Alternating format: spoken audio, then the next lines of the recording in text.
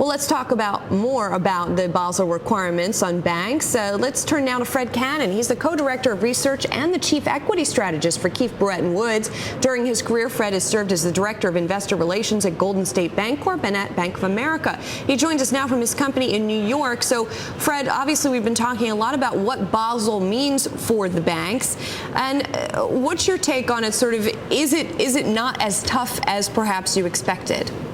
It came in pretty much in line as we got closer to what was expected, maybe a little bit lighter, but it certainly didn't hit some of the concerns that had been voiced, especially in Europe, relative to what could have been in terms of the demands.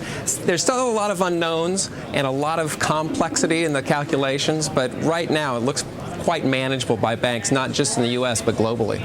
But if it's quite manageable for the banks, what does that say about how well it's going to protect the financial system? Well, you have to remember, first of all, the change in the capital structure of banks during the last 2 years. We have grown capital tremendously at the large banks, and really all the banks in the U.S. still have a ways to go, but we've done that tremendously. So the capital levels of the banks are already up significantly. The real question is, given the bank balance sheets and how much they've strengthened, when can banks start paying dividends again, which has been completely lacking in the sector. We think the clarity on the capital will allow some capital deployment to start to occur with the banks that have already met the standards. And so which banks are we talking about? Where do you think dividends are going to go up? Well, we think initially, if we look at it, the trust banks, State Street and BK look in very good position. We think the first banks out there, traditional banks, probably likely Comerica, and followed by JP Morgan. And after that, we have a number of banks. They don't quite reach where they probably need to be, such as Wells Fargo, but they get there quite quickly. Finally, we think some of these calculations are biased against a couple of banks, particularly Bank of America. And in what way? Well, there's a lot of, I think Dick Beauvais mentioned, there's a lot of deductions from what banks currently report in the way capital is calculated. And in particular, when we look at Bank of America, a couple of those complexities, especially investments in other financials, creates a fairly significant deductions. So when you look at some of the banks, like the Bank of America, for example, they have all of these banks have quite a while to raise those capital requirements. When do you think it's going to happen? When might you expect it from, say, a Bank of America? And what's the appetite if they're, for example, going to be selling shares? Well, I think the appetite isn't great for the large banks who've repaid TARP in terms of selling shares. And I think it's not so much the appetite for investors, it's the banks have already done so much of that they don't want to do anymore. Banks in the U.S. can reach these standards by retaining earnings. So I think that's the key issue. However, the problem with the standards are, until you get there, even though the goal may be 2015 or 18 in terms of needing to be there, until you get there, you don't have a free hand with your capital. So getting there is very important to be able to have dividends, to be able to do share repurchase, to be able to expand, to do acquisitions.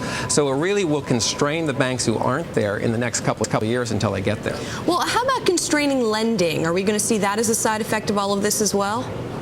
Well, certainly if we look at the combination of financial regulation and these new capital standards, the kind of expansion of lending that we had between, say, 2003 and 2007 isn't going to happen again. But that's really the point of this, is to constrain lending relative to where we've been. Compared to where we are today, we think these are manageable standards and that the banks will be able to lend. The real challenge today in lending is demand by qualified borrowers.